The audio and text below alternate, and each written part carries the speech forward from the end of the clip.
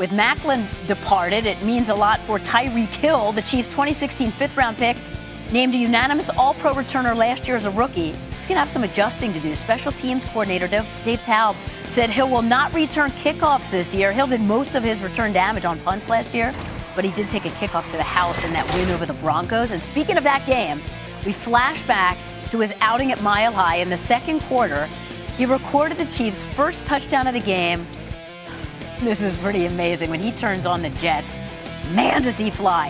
An 86-yard kickoff return. Before the end of the third quarter, Hill found the back of the end zone again, this time the rushing touchdown.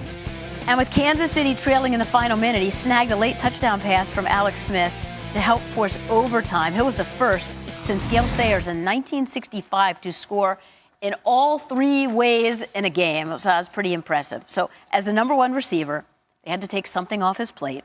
What does limiting Hill's duty mean? Nothing.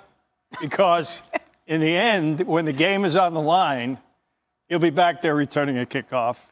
When they could flip the field in the punting game, he'll be back there. So the weapon is still there. The other team knows it's there. They have to defend against it. And he'll be fresher and better, and because he's the number one guy in the passing game now. He's the number one receiver, and he's dynamite when he has the ball in his hands. So they do have to husband his reps a little bit. But when the game's on the line and he can change it in the kicking game, he'll be there.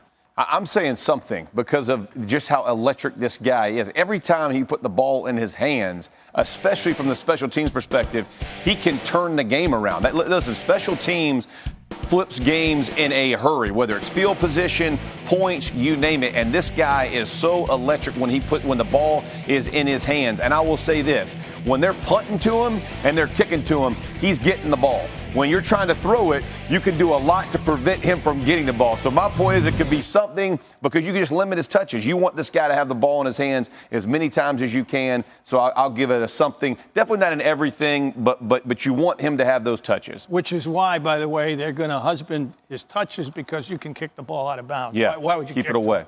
Right. You know, you kick it into the seats when you're kicking off. But even though he's a smaller guy, he points to a guy like Steve Smith Sr.